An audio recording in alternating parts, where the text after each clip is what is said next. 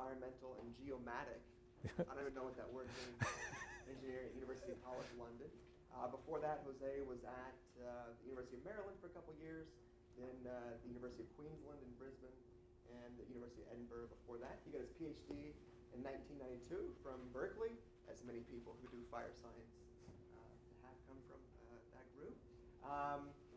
He is synonymous with fire. I mean, Jose has made major contributions from basic science to large-scale systems, research, professional practice, education, the whole shebang. So he truly has a wealth of experience to share with you all today. So please join me in welcoming Professor Torero. Thank you.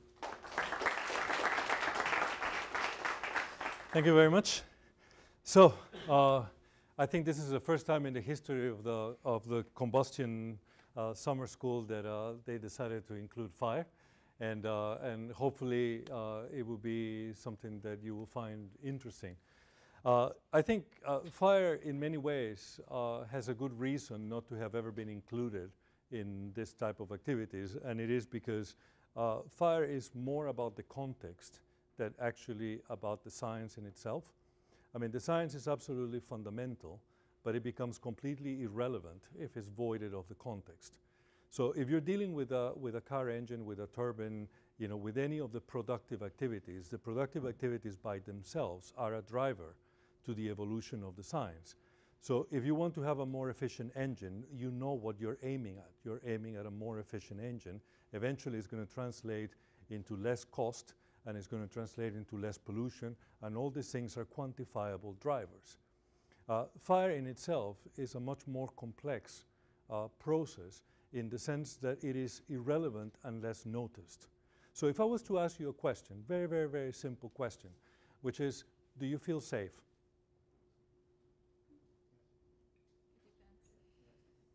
You're inside a building, and that building has the potential to have a fire. It is potentially susceptible to a fire. Now, the question is, do you feel safe? Do you feel that you're going, if there's a fire in this building, you are going to die? Not really, no? So then what's the point of changing anything? Are we all happy? Shall we close the session and then, you know, bid farewell to the whole thing? It's pointless, no? I mean, this is a problem with things like safety. They're driven by people's perception. So if you don't understand people's perception, you don't understand the problem, and therefore you don't know how to apply the science. And this is what makes it so difficult, because many times understanding the problem is understanding a problem that was created for you by others, and all of a sudden lands on your lap when nobody else is noticing that these people that are creating the problem are making an enormous mistake. So who do you think somebody like me is every time that I walk into a room when an architect wants to do something? I'm the one who is reining in everybody's parade. You know, I sat once in front of a woman who handles public speakers, and she had listened to some YouTube video that was posted by one of my students, and she thought I could potentially make a good speaker, and she could make money out of me. So she requested a meeting to try to see if they could actually promote me as a speaker. Okay? I went and sat with her. I explained what I did and everything, and she said, I'm going to be brutally honest with you. And she says, you might be a very good speaker, but you will never make a penny out of speaking because nobody wants to listen to what you have to say. Okay? You are going to be there to rein in everybody's parade. Okay? Until that happens. Okay? At that moment, everybody starts pointing fingers at everybody. Everybody all of a sudden becomes an expert. And you see articles in the New York Times filled up with nonsense. You know, people claiming that they understand what happened, and everybody talking about the problem, but nobody understands the science. Nobody understands what's going on. Why? Because it's irrelevant. Until the moment that building burned, science was irrelevant. Nobody bothered to put 1 minute of their time in understanding why that was necessary. Okay? And all of a sudden, the day that happens, They want to catch up on 20 years of knowledge and make the ultimate statement on why this happened. So tell me, what do you think happened there?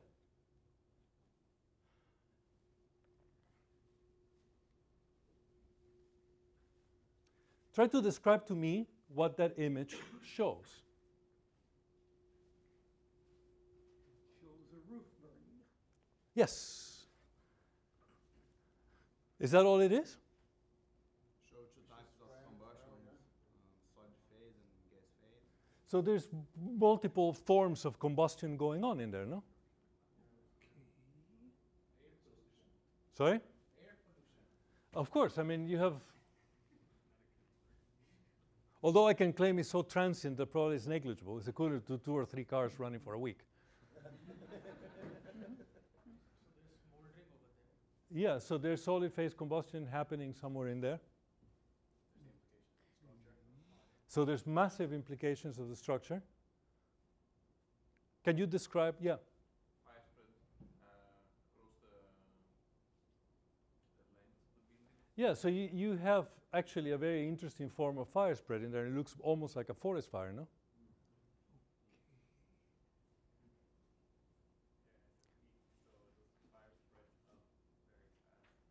Yeah. So there's a lot of things that we can see, no? Do you want to know what I see there? An absolute aberration. Okay? Think about it. This building is one of the most well-known historical landmarks in the world. Are we okay with that? I don't think there is anywhere in the world where people will not recognize Notre Dame of Paris. We happy with that? The building is 1,000 years old, more or less, give or take, with a roof that was built about 150 years old, which is actually made out of a lattice of very thin timber that is on top of a timber structure made out of cedar. Okay? You can see the structural elements in here. This is a lattice. The lattice is actually a double lattice. So it's a lattice of wood that is like this on top.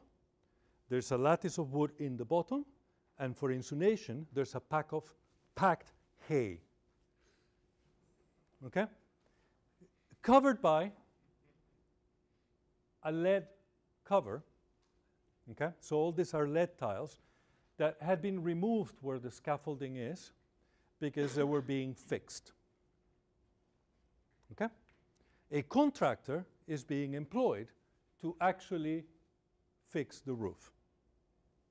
So nobody is going to argue to me that given the construction types, the typology of the construction, this is a huge fire hazard. No? So the moment that you remove the lead cover and you expose the timber lattice, the hay, and the timber lattice, all of a sudden you've created a massive hazard on top of one of the most renowned historical landmarks in the world. Not only that, if it's a moment of service, you will probably have more than 1,500 people underneath that roof. Made out of a structure that, given that it was built in the 1100s, we have absolutely no idea how it will perform in the event of a fire, given that nobody understood structural behavior in fire in 1120 when this building was built. So enormous uncertainty on the structural behavior, okay? An invaluable landmark underneath a huge fire hazard. Can anybody claim they didn't know these three things? So how on earth did this happen?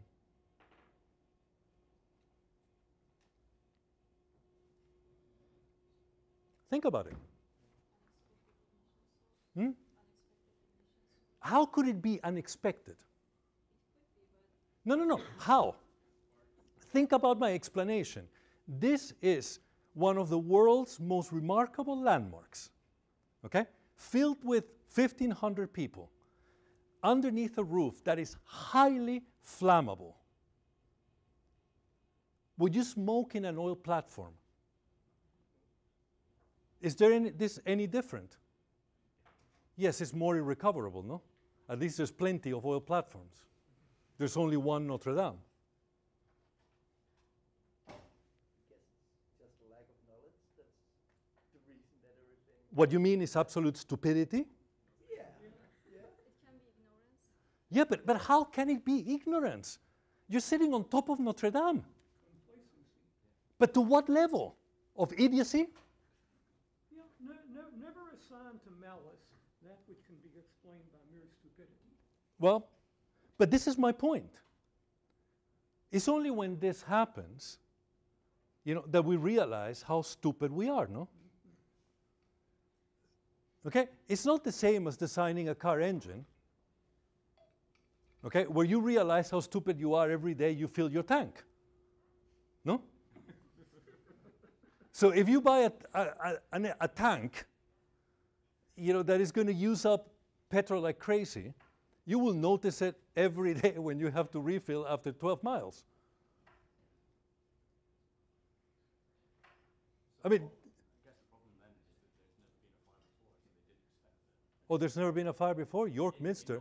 Oh, yeah, but York Minster burned 15 years ago. And I can guarantee you, I mean, there's been churches burning left and right. So precedent, we have plenty of it. On top of that, I guess what I'm saying, like, there's not a fire every day, so you can become complacent. but the question is to what extreme, no?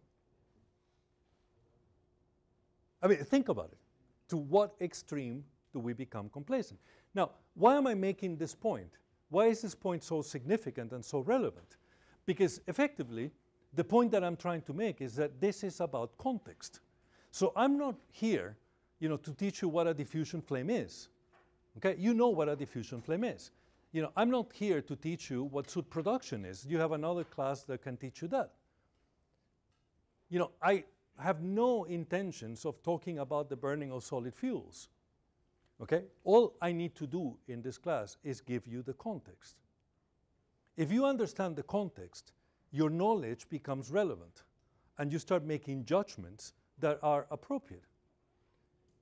If you don't have that context, you're still going to sit here, and when I ask you the question, do you feel safe? Your answer is going to be, yeah, no problem, until it happens. That's the problem with this type of fields. You know, this is a problem that we have when we're dealing with issues of safety, is that we become complacent to the point that we are capable of either doing this, or the example that I'll show later, which is killing 72 people for absolutely no reason. Okay? Here, fortunately, nobody died, but many of the mistakes that were made effectively drove us into a situation where perfectly likely that firefighters could have died in this type of situation. They went there to save paintings and save artwork and save invaluable objects, putting literally their lives at risk. Okay? And this is really a very questionable form of practice, but nevertheless one that as a society we condone. We expect the firefighters to go in, you know, and save our paintings. Okay? And if they don't do it, okay, then we'll criticize them, we'll point the fingers at them. Now, of course, when they do and they put their lives in the line, the president of France came out and called them heroes. And the question is, were they heroes actually? Or they were equally ignorant like everybody else, and they didn't really realize to what extent they were putting their lives in danger. Okay? So, in a way, this is a very interesting problem in the sense that it highlights a reality that is at the core of this class. So what I'm going to be doing is I'm going to be walking through a number of different subjects in a very shallow way. So I'm just going to touch on the tip of the iceberg at every level to try to give you a sense of why this is important. Okay? I hope and I expect that it will be your role or your job to push me if you want to know more. I mean, obviously, every single one of the things has a root, and every one of the things can be driven much, much, much further than what I'm going to be driving it. Okay? Nevertheless, you know, in 5 days, it's impossible to cover the complexity of the problem, But I am perfectly comfortable and perfectly happy to go deeper if you feel that it is necessary to get into more details of the specific subjects. My focus is going to be in the motivation. So in many places, I'm not going to be talking about combustion. I'm going to be talking about egress, for example, okay, and explaining why it is important to understand egress when it comes to knowing how important it is to be precise. You have human behavior versus physics, okay? Error bars as opposed to error bars. You know, to what extent it is important to balance those error bars to the point that you actually deliver two things that are consistent, okay? And you don't waste your time doing something that effectively is going to give you an error bar of this size, and then you have to compare with something that has an error bar of this size. Okay? So I'm going to be talking about material flammability, but I'm going to be talking about the context of material flammability and explain a few of the things associated to standard testing and a number of different aspects. But I can go deeper in as much as you want. Now, everybody was making fun of me this morning because my volume is about 10 times bigger than everybody else's. But it is because I thought that it would be important to give you some basic readings so that you get a little bit more details on some of the issues that I'm going to be talking about. So a lot of the information is within the readings, you know, but the readings were chosen in a way such that they serve to contextualize more than what they serve to give you details of every specific problems. There's plenty of references. There's a couple of review papers, actually 3 review papers in there that gives you all the reference that you could possibly imagine in all the aspects, but I'm not really going to touch too much on them. So if I take this particular problem, what I can see is the features of the problem. So if you look at this, these are the lattices that I was talking about, and you can see how the flame is spreading. I mean, obviously the melting temperature of lead is very low, so the flames have the capacity to melt and drip the lead, exposing. So once the fire gets started, the lead represents no barrier to combustion. So combustion has sufficient energy to be able to actually melt and disappear the lead, exposing the lattice, exposing the hay, and what you see here is effectively the flame spread front. Okay? So you have a flame spread front that is going to burn most of the things that are easy to burn, and is going to leave behind the things that are slightly harder to burn, which is the solid wood of the lattice that eventually will burn, as you can see here, is gone completely at this point.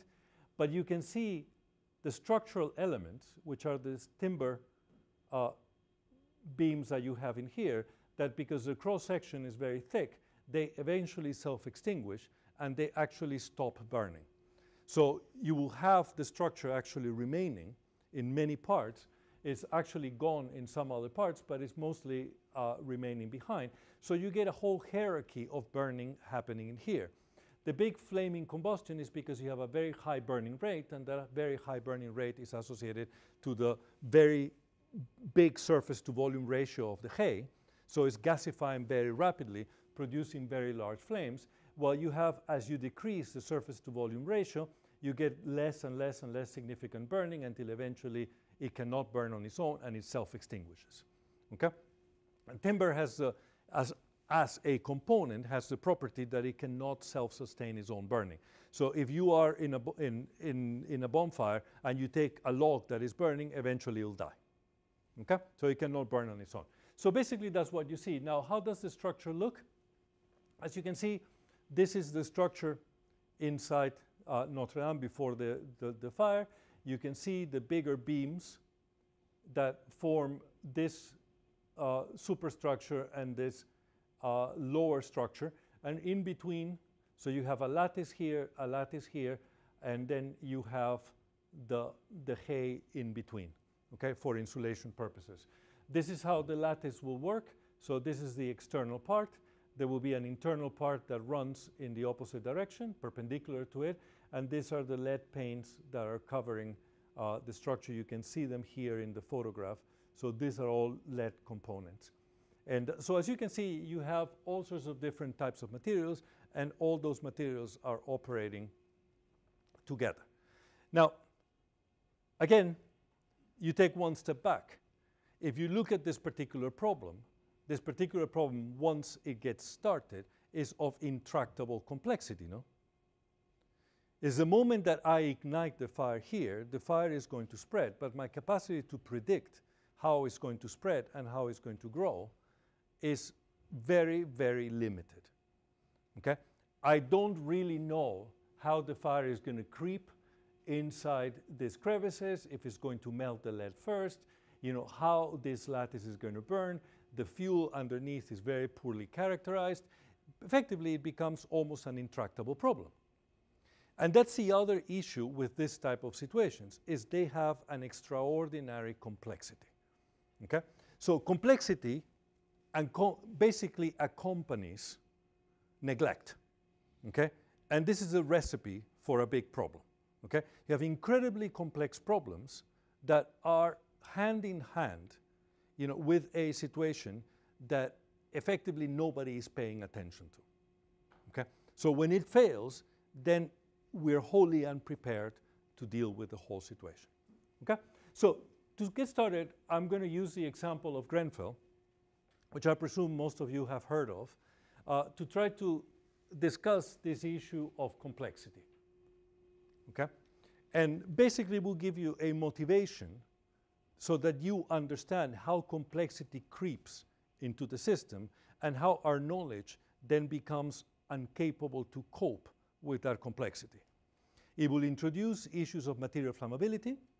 It will introduce issues of testing, standard testing, but it will also introduce issues of operations, which is how the firefighters are dealing with the problem, you know, and how you actually can disable completely the capacity of the firefighters to operate.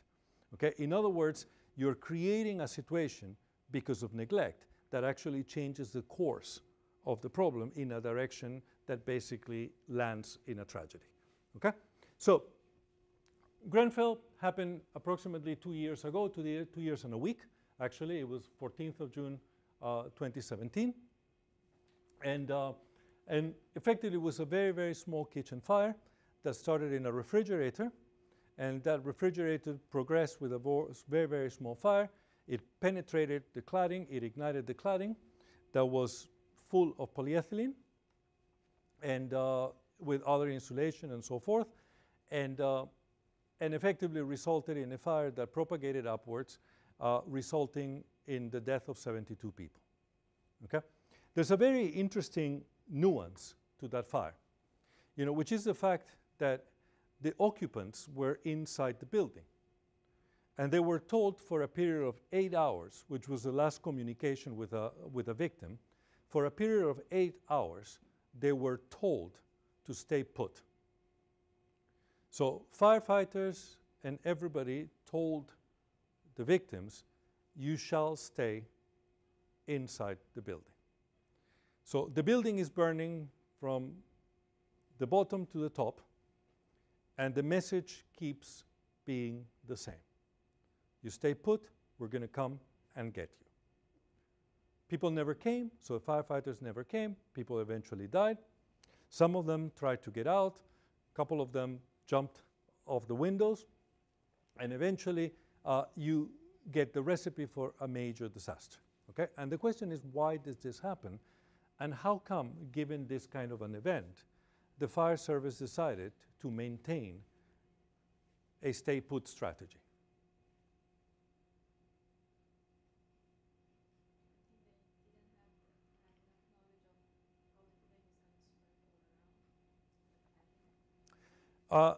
Yes, you can argue that the firefighters actually didn't really understand exactly what was going on, and they were not capable of predicting the outcome. Now, nevertheless, when a building is burning at this level, wouldn't you imagine a slightly different thought?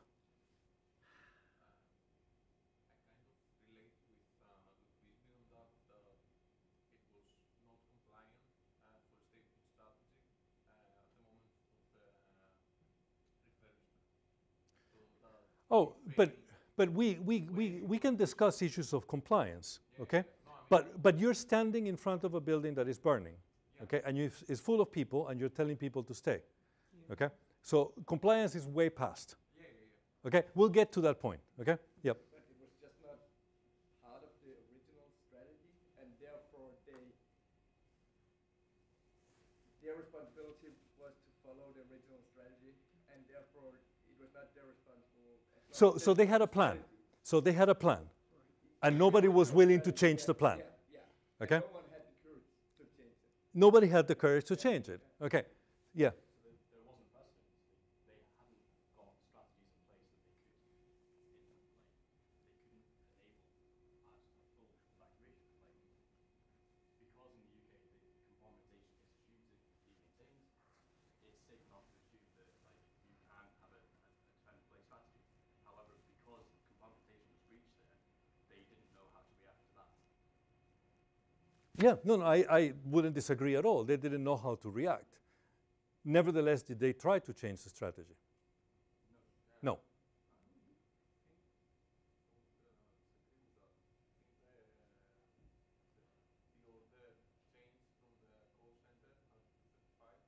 Oh yeah, of course. Many hours later, they will eventually, try to change the strategy. But it was a long time into the process. Yeah. They're not trained for that as well. Once you get out of the plan, they will need to understand what's happening to be able to make a call. And the question is why they were not trained?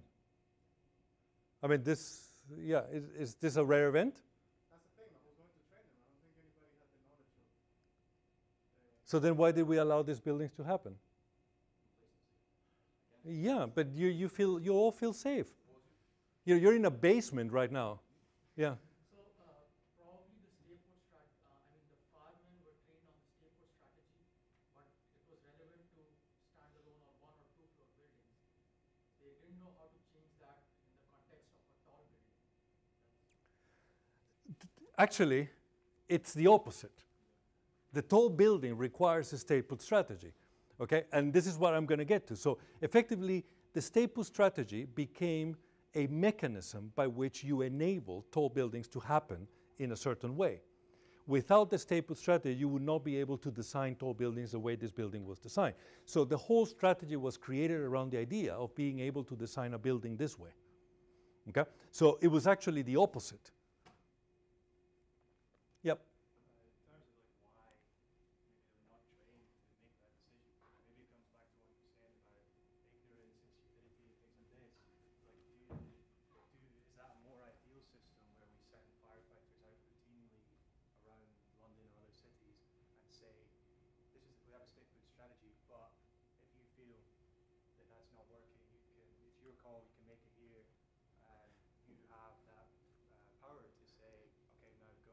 Yeah, but the question is why we don't do it. I think it's the fact that it's because of regulations and people are really scared of changing regulations and emergency conditions because it's all about responsibility. You have to take after that. Yeah, but I mean, responsibility is part of engineering and part of design. I mean, we cannot ignore responsibility. That's why we are professionals, huh? Yeah, of course. I mean, we can pinpoint the flaws of the system, okay? But the question is, what should the system be? Yep. I'm going back to the previous question of why wasn't the decision made to change the strategy?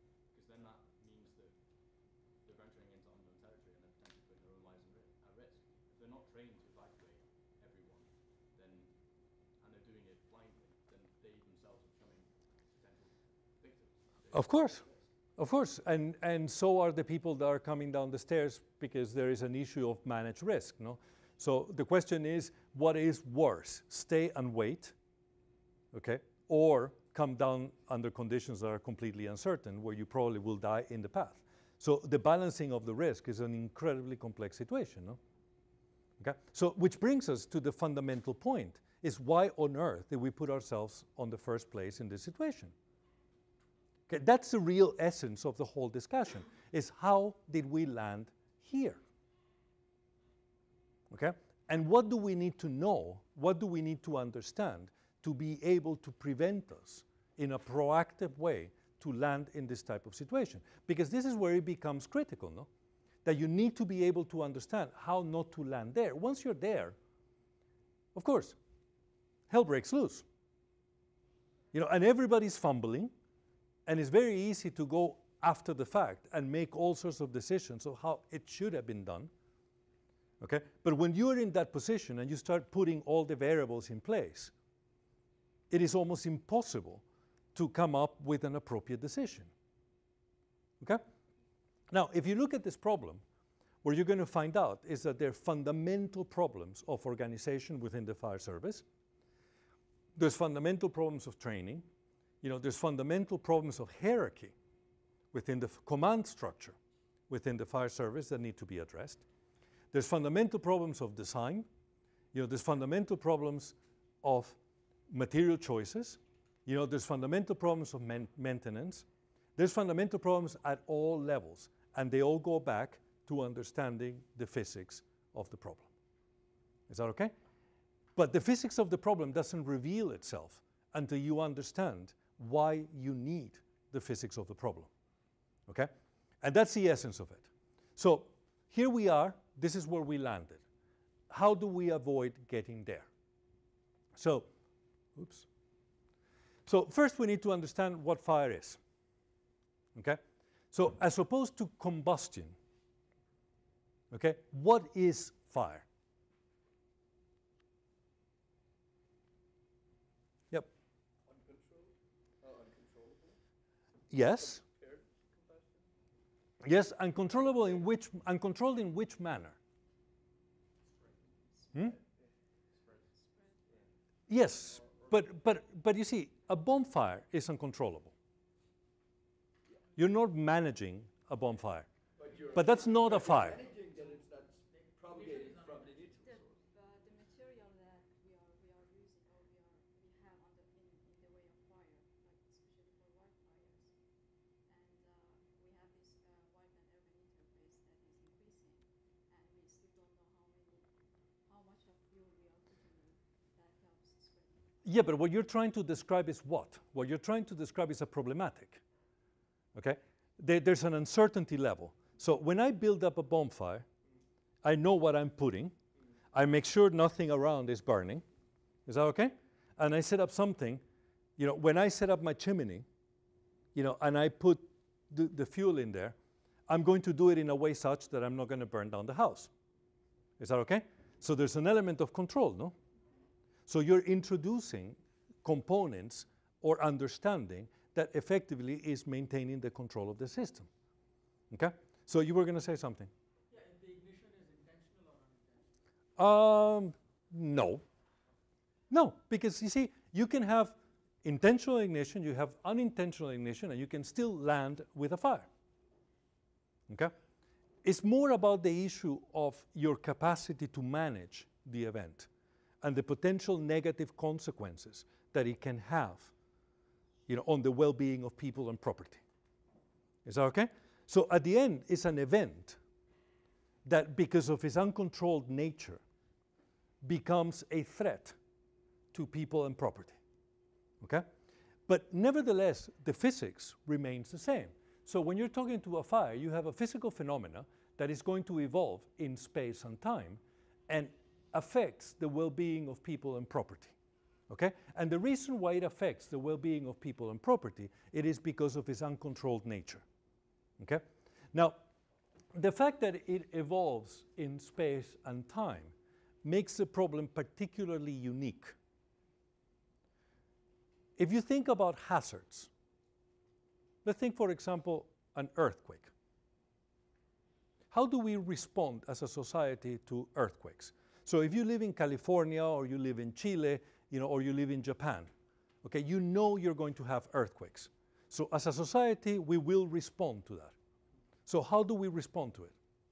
Mitigation. How do we mitigate? Yeah. So, well, both. So eventually, let's take about people's safety. So how do we mitigate for an earthquake when it comes to people's safety? You have to teach them the protocols to take for safety so that they don't panic. Okay, so you can do some proactive education, which tends to happen. Generally, it's very minor. So we're going to put very little emphasis. I mean, you're not, when you're in California, you're not going to get a message every morning saying, You know, in case of an earthquake, do not panic. Walk very slowly down the stairs with a big smile in your face.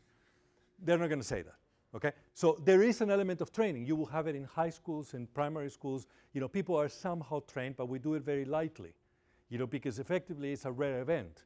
So you don't have to put this in the people's minds constantly because it becomes ineffective. So you do it very lightly, but we do a little bit of training. But what do we actually do to try to mitigate for the hazard of earthquakes? Yep.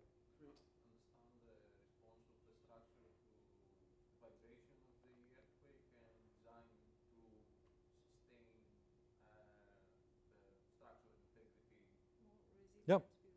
So you deal with the structural integrity as a function of a definition of the event, no?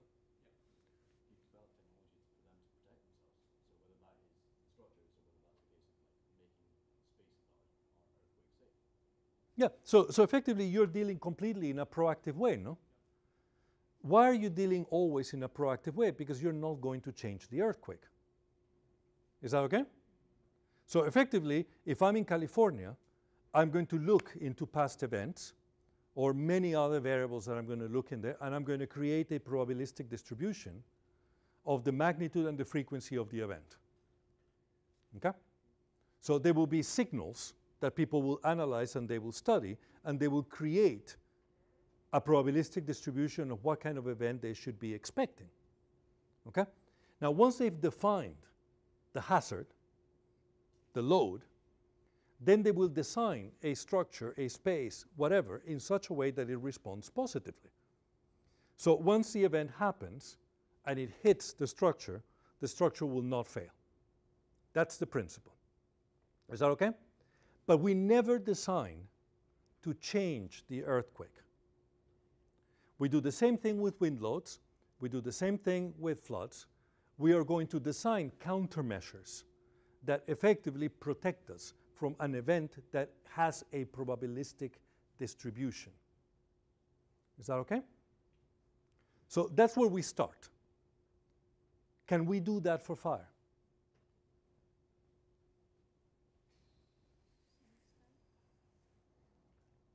I'm not going to ask you to explain that yet. You just dug yourself into a hole that is very dangerous.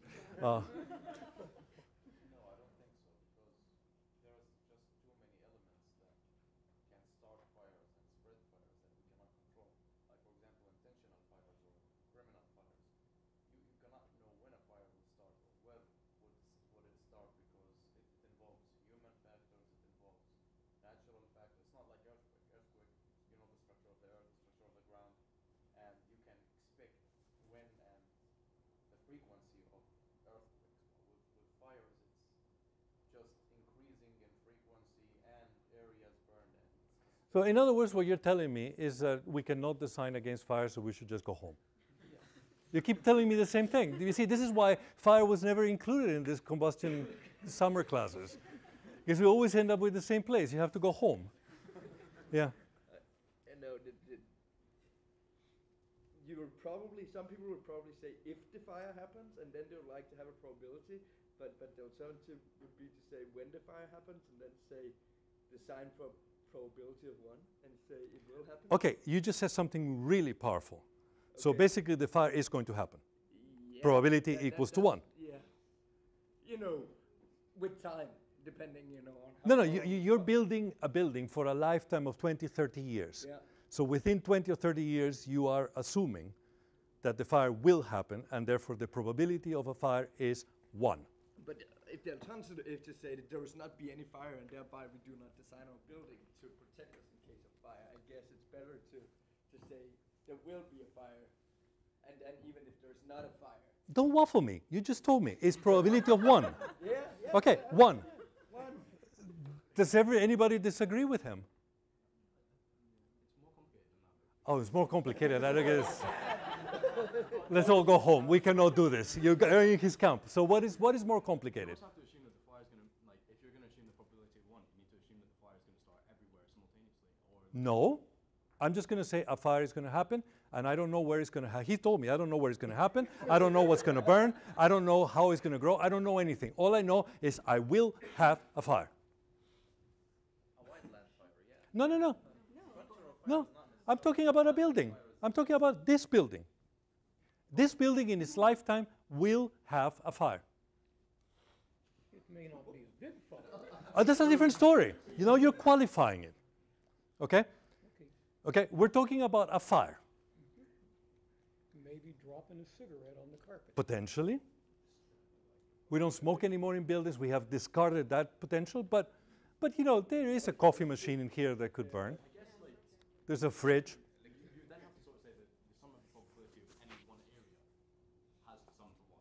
Like, because it's not What do you mean? like, so if you have a room that is a concrete box Yes? and with no ignition source, there's going to be no chance of fire. Yes. And I could actually ask you to make this entire building out of stainless steel, drop all your clothes and completely shave before you go inside, so there's nothing combustible in your body. I actually wrote a paper about the combustibility of bodies, so I know you will not burn. You know, the moment I dress you, you will burn. So, I guess what I'm alluding to is like the fact that we can't assume that there's. Yes, we can assume that there will be a fire in the building, but the problem comes to where the fire is for the risk. why?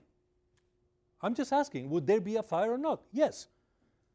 You're now accepting my point. Now, yeah, of course, I can agree with you. It depends on where it's going to be, what's going to burn, you know, all the things that he was saying that we can never predict. But it is going to happen. So if you cannot predict it, then But I think your question, like at the beginning, it was how can we build this database based on like in the same way that earthquakes, like you can have the database of previous things that happened. Exactly. And I was asking, can you do it for fire? And then he said no. And then he said, but a fire will happen. I think what he said was you have to treat it as though the fire is going to happen. Well, which is equivalent. No, I mean, it is going to happen. as long as we wait enough time.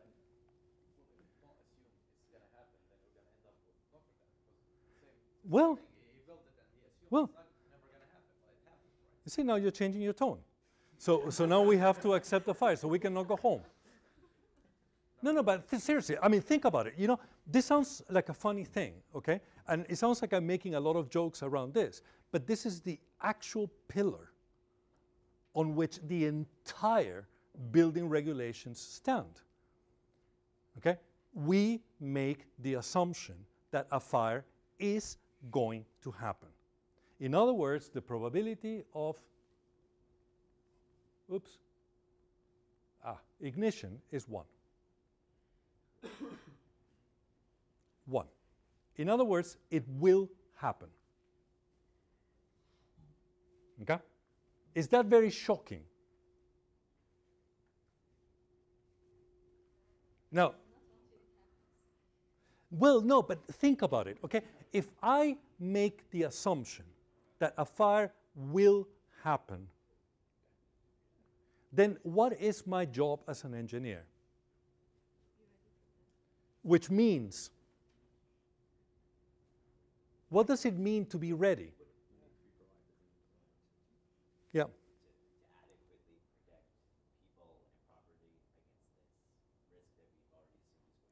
In other words, is to manage the event.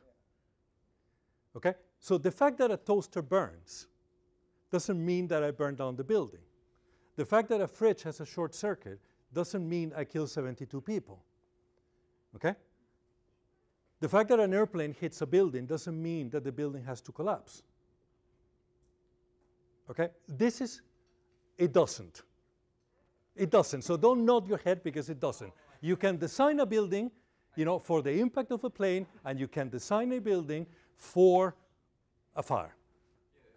I was thinking more of the moving boundary, like floor height, free falling on the rest, but yeah. Okay? You can design for that as well. Yes, you can. Yes. It's like to what extreme? That's a different story. Okay, you will make the decision as a society, what are you willing to accept? Okay, but that's part of our job. So our job is not only managing the event, but also making a decision of what investment are we willing to put to try to manage the situation. And this is the first point, is we separate the fire into two. This is funny. There. So we separate the fire into two types of event. One is an accident, the other one is voluntary. Okay? Now, the moment that we assume that ignition will happen, we make the assumption that there will be only one. As a society, we are not willing to deal with arson. Okay? And this is really fundamental in our understanding, because if you think about it, if I'm making the assumption that there will be a single fire, then all the provisions that I'm putting in place effectively are there to control a single event. The moment two events happen, the provisions have completely changed. Is that okay? This is why we call the voluntary fires arson. And arson is a criminal legal term. And the deterrent that we put for arson is the same deterrent that we put for murder and we put for all these other criminal events. We put people in jail. Because as a society, we decided that it's too expensive to design for arson. Therefore, we design for a single event that will happen, and we put in place the entire management of the event in a way such that we can actually design the building in a manner that is safe. Is that okay? And what the focus is going to be integrally is in trying to take away from the fire what makes the fire, which is the lack of control. The whole principle behind everything that I put in place is to manage and control the evolution of the event in space and time. Okay? So if I manage to shrink the event to the point that it actually creates minimal damage, and I manage to box it in such a way that it cannot move outside a space, I would have succeeded in taking away the uncontrollable nature of the event and thus be able to manage the fire. Okay? That's at the core of it. Now, think about it. It requires a deep understanding of combustion processes. It requires a deep understanding of the interaction between combustion and building systems. And it requires a deep understanding of how to contrast the level of control with what people are doing in the rest of the building.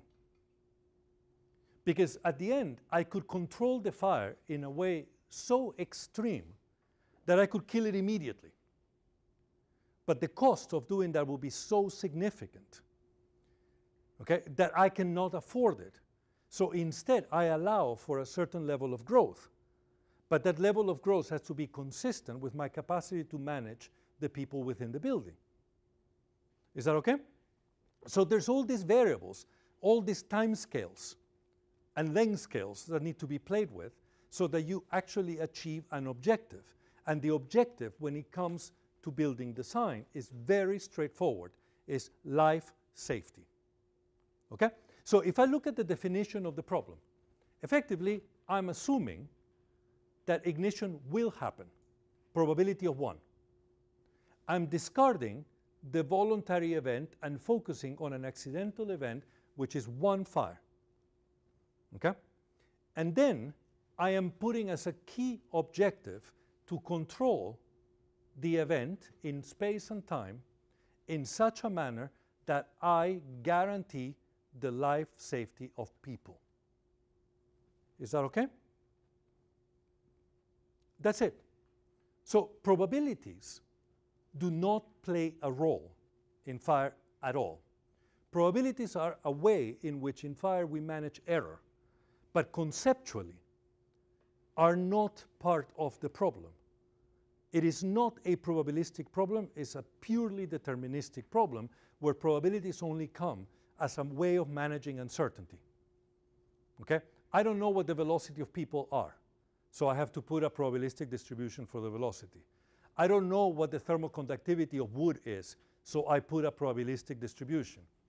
I don't know what the specific heat of concrete is. I put a probabilistic distribution. I don't know what the efficiency of combustion is. I can put a probabilistic distribution. But it is not a probabilistic event. The probability is 1. An earthquake is a probabilistic event. Okay? So is a flood, so is wind. Okay? And fire is the only hazard that is not. We assume a probability of 1, and our focus is to control the event. Is that okay? So that's the principle. On top of that sits everything else. Okay? So now that helps us understand the process. So obviously we can separate the events in natural and human. There will be natural events in the case typically of forest fires, for example. You know, although, for example, I was talking about the York Minster when it burned because of a lightning bolt. Okay? So it hit the church for whatever strange reasons, and the roof ignited the same way as Notre Dame did, and it burned exactly in a very similar manner. So you can have natural events, you can have man-made events, but these man-made events are considered to be accidental. Okay? They're not considered to be as being voluntary, because in which case we will have to add more than one event. Okay? So, and the focus becomes on the control of growth in such a way that if you control the growth correctly, then you're going to be managing the losses appropriately. Okay? And that's the objective. Now, what type of losses are we normally talking about? We're talking about life safety. That's the focus. Now, obviously, if you're in industry, for example, you work on petrochemical plants or you work in any kind of industry, then your insurance company will like to put other extra clauses, okay, to protect the property. Okay? Property is expensive, and you have to guarantee the life safety, but if you want to be insured, you have to put certain features that extend the cost of the management of the event to the point that you minimize the impact on the property. Okay? But let's stick to the basic life safety, and of course property protection lifts up the problem to a higher level of investment. Okay? So once you have that,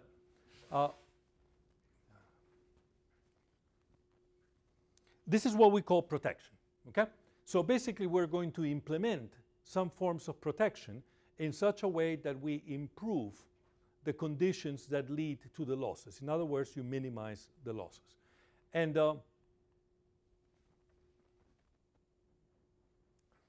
so this is what we call safety. And basically, the voluntary event, we create a deterrent by calling it a crime. Okay? And that splits the problem into two. Okay? So you have a criminal activity, and that criminal activity basically separated from the problem. Now, that doesn't mean we're not going to take it into consideration. We're not designing for a crime. What we're doing is to protect ourselves, we're going to introduce robustness. Okay? So when you create this management here to deal with the accidental event, you will make sure that you put adequate safety factors, you put redundancies into the system, you put all sorts of levels in such a way that you know that your system can tolerate something different. So obviously, for example, if you're in a high-risk facility, so the Capitol building, okay? Then what do? All of a sudden, then voluntary events become critical, so you increase the level of robustness, the level of redundancy, to be able to cope with a higher potential of having a voluntary event. You don't design for it. You just add features to make your design more robust. Is that okay? So the more high-risk the facility is, the bigger the robustness. High-density areas, New York, for example, if you're designing a very tall building, you will actually put a lot of robustness into the system. Okay? And that's how you deal with the problem. So basically, we've excluded crime.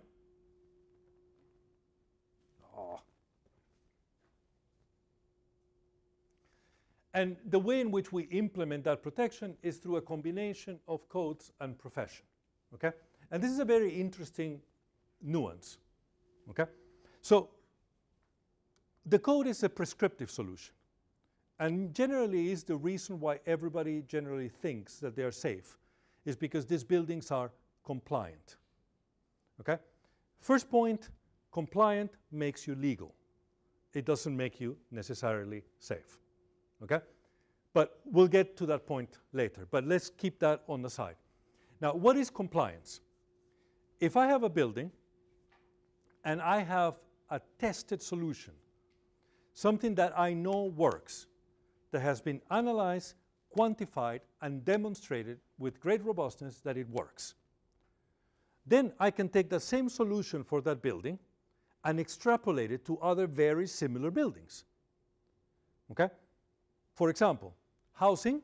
high-rise housing, less than 20 stories, okay, with a floor plan no bigger than X square meters, okay?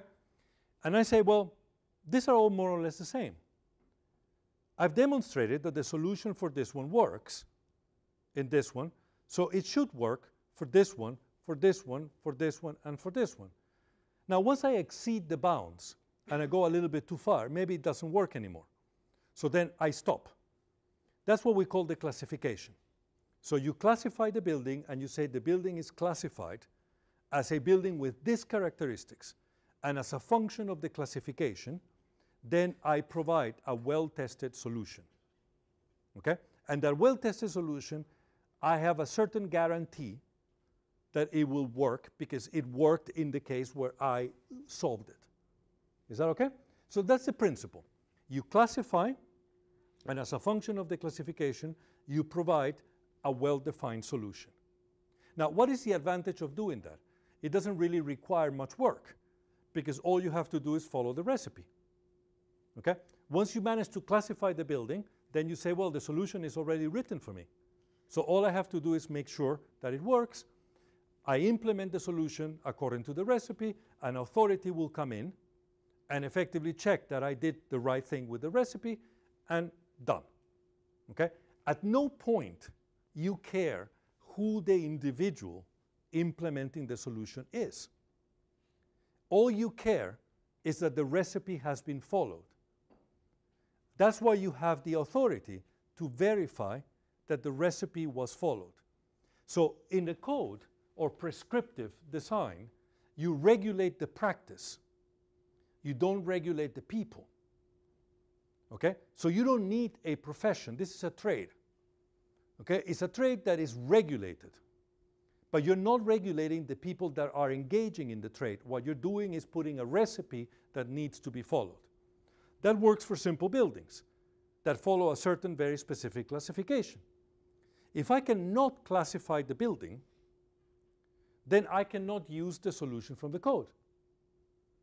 And I have to resort to a professional, an individual that because of his training and education, its attributes and experience, has been qualified as a professional in the field, just like a doctor or a lawyer will be. Okay? Then you regulate the person, and you give them the buildings that cannot be classified. And that person can actually come on and implement a solution. The solution could be 99% prescriptive, with one exception, or could be 100% based on establishing the performance of the solution. The whole range is applicable, and this person is the one that is regulated, the professional. That's the difference between a trade, a regulated trade, and a profession. Okay? So what do you do then? You have these two individuals. Okay? One of them can implement the recipe, unregulated, regulated trade. The other one can put a solution on the basis of his professional competency and takes full responsibility over the solution. Is that okay? And that's the way in which we implement the solutions to the problem. So we have a solution that we have implemented by means either of a professional or by means of a code that delivers the protection, that guarantees an acceptable growth, that minimizes the losses to a level that is acceptable to society in a system that has a framework of life safety as an objective and assumes a single ignition of probability of 1. Okay? That's the world in which we work. Okay? So basically that is the regulatory framework. Okay? So that's what every country will call the regulatory framework, and basically it's the ensemble of all these things that I've put in here. Okay? So now you understand the context. So when I am going to analyze a fire, it's an event that is a physical event that evolves in space and time. I'm going to assume that it's going to happen, and I'm going to put professionals or a regulated trade to try to deliver the best possible solution that meets the objectives of society. Okay? So let's take a 10-minute break, and then we'll start again.